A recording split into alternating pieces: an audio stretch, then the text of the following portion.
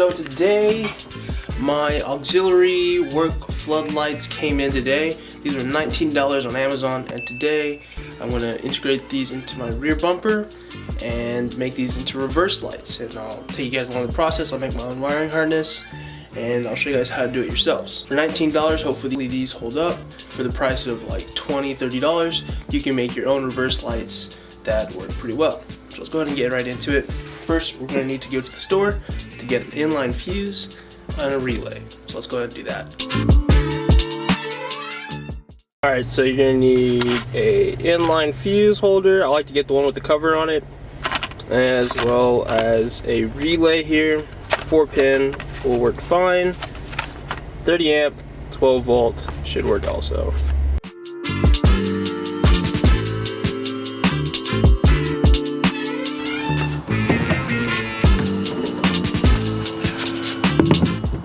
I went ahead and made a paper template of kind of pretty much the same shape and same size of the LED lights, and now I want to position it along the back bumper. If you put it too close to the spare tire, you won't be able to see it and it won't get it good. It'll block most of the light. So I kind of want to mount it closer to this little this little crush point of the bumper. And to be precise, let me get out my ruler, and I think about 1.5 inches in will be kind of my mark for that. About 1 inch down from here. Now I kind of want to check on the back side if anything will be in the way, and it doesn't look like it. I think I'll just have a straight cut with the angle grinder. And so yeah, so let's go ahead and mark this off. Mark both sides.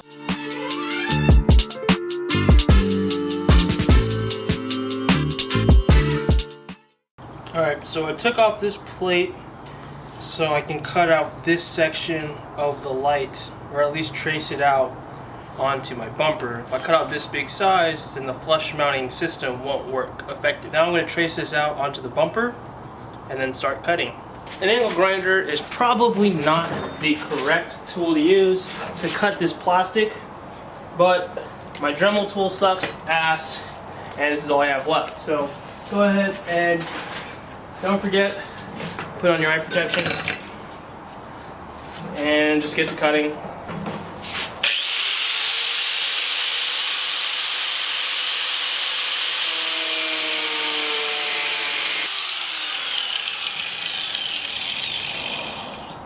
Oh shit. Ah, fuck. Okay, note to self, do not touch this burning hot plastic. So I'm gonna be careful and not try to cut too much. And yeah. Alright, so I just did this side and it was a living nightmare. And now I'm gonna use the knowledge I did this side on to this side, and I'll show you guys, I'll just give you a walkthrough on this side actually, because starting on this side it kind of sucked. But this side, gonna start out with the angle grinder and kind of cut out this outline right here. I just got the light fixture and then just measured up and then outlined it. Now I'll cut that right now.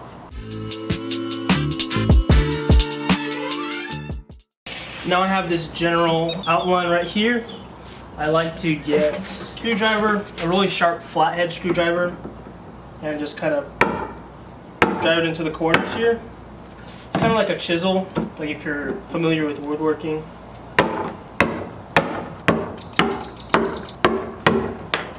Now that that is out, kind of like to pry at it to get this piece off, and then kind of give it a few twisties, and there you go. Now on the back side, I need to cut out a similar shape. I'm going to cut out a lot more area though. Alright, now it's on the back side. I'm going to cut out the shape right here. I kind of just duplicated what I did on the other side, so I just made a line right here, reference mark up here and down here, and now I kind of make a little square out of these places.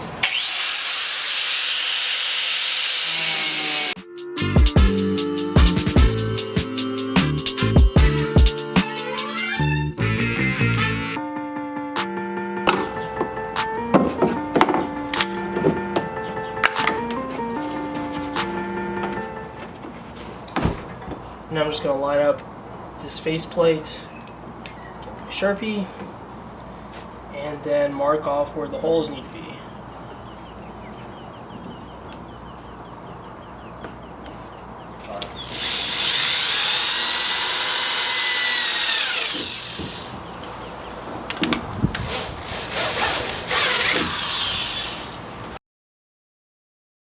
So I have to super glue the faceplate to the actual LED now with this Loctite super glue, because I took this off and you know the quality of the threads over here, it really sucks. So once I took it out, I couldn't really put them back in. I even tried re-tap and dyeing these but it doesn't. So I would suggest not taking this faceplate off and just making a paper template with this hole in it. Yeah, so I suggest never taking off the faceplate from the actual LED, because the quality is just not that good. I mean, it's $20, so I just wouldn't take those off. I'll just make a paper template and go from there. I made a mistake, and now I had to super glue everything. So I'm gonna put this super glue, and then I'll put a layer of JB Weld on the outside. I'll probably end up ordering another set of lights, but for now, I'll just JB Weld it together, and it should be fine. Pretty simple now. You just kind of slip in the light through here, and then you just attach using the hardware.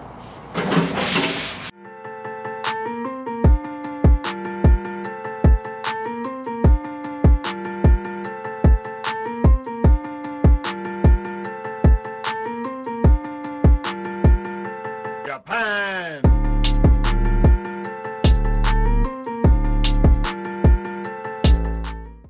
Alright, it's about time to button everything up. I have 2 leads that are positive that go all the way to the relay, 2 negatives that go to a ground. The wires kind of go up through this hole right here, through here, under the weather stripping, under this piece. The ground is under here, and the positive goes all the way up and through, as you guys saw in the air compressor where I did the wiring for this. This kind of tucks up and goes all the way through under the trim, and it's really nice. I'm going to cut to some footage of me explaining all the wiring right now. So I'll just put a screenshot up on the video if you want to screenshot it and use it for your own application. But here is me explaining all of the wiring.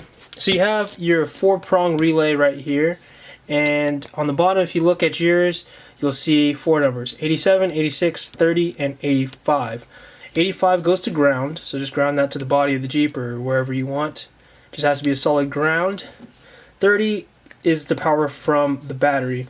Now you want to run this to an inline fuse. I have a 5 amp fuse, and that connects to the positive terminal of the battery. Now I got 5 amps because each LED cube pulls 18 watts. So you multiply 18 times 2 because there's 2 lights. You get 36. So 36 watts for the whole system divided by 12 volts is how much your car runs off, 12 volts. 36 divided by 12 is 3 amps. So you want to run the next amp up, which is 5. 87 is the positive terminal of your accessory. In this case, it's the LED cubes. So you run that all the way up. And then I just tied together the 2 positive terminals at the LEDs together, and then 1 wire all the way up. I used 18 gauge for the 2 individual LEDs until they came together. Then I used 14 gauge for the power. I used 14 gauge for the ground. I used 14 gauge. The LEDs, you want to ground the negative terminal, and then for the 86 prong, you want to attach this to your switch. And I used a 4-prong switch here, but you guys might have a 5-prong, 2-prong, 3-prong, any kind of switch like that. You can Google that, but this is just for the 4-prong that I used. And so you just want to connect that to this prong on the 4-prong switch here. This prong on the switch goes to ground, and this prong goes to the positive terminal of the battery right here. And that's pretty much it. Pretty simple. Alright, here's the back side of the bumper here. I just drilled some extra holes to run a zip tie through so I can run up the wires.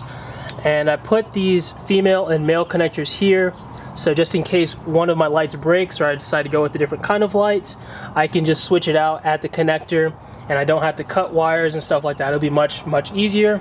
And also, if I take off the bumper, I can just quickly disconnect with these female and male connectors.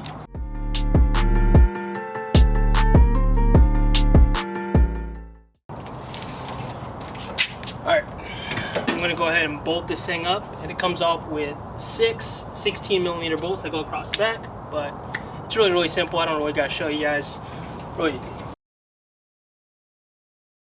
So it's the next day. Last night I ran out of daylight, so I couldn't see anything. So if I filmed, you guys would not be happy because the film quality would suck. So I tied everything up. Everything is zip tied. Everything is cleaned up. So I'll show you guys pretty much it right now. First, we're gonna stop at the engine bay. So everything's tucked up in this corner, and yes, I know everything is a mess, but I have a mod that will be coming out in, well, for you guys a few weeks, but for me in a week or two, and I'll be making my own fuse box. So stay tuned for that, subscribe to that. But anyways, so here are all the wires. Here's the inline fuse with a 5-amp fuse in it, a relay in here. The wires kind of go up and around, and then I have my switch here. I just use kind of a pretty standard issue switch I just had laying around. But for now, I'll just use this switch, and it's blue, it doesn't match anything, and it drives me insane, but it'll work.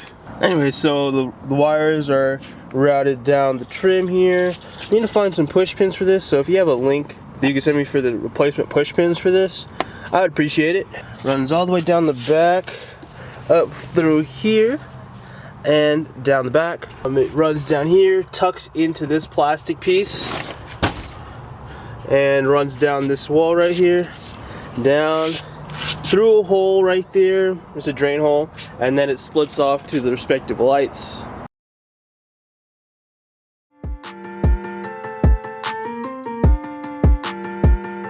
Japan.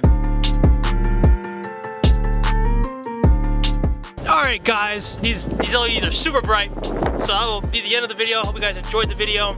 Like the video if you liked it, comment below if you've done the same mod or a mod using different LEDs or something like that. And subscribe to the channel if you haven't already. So peace out, and I'll see you guys later.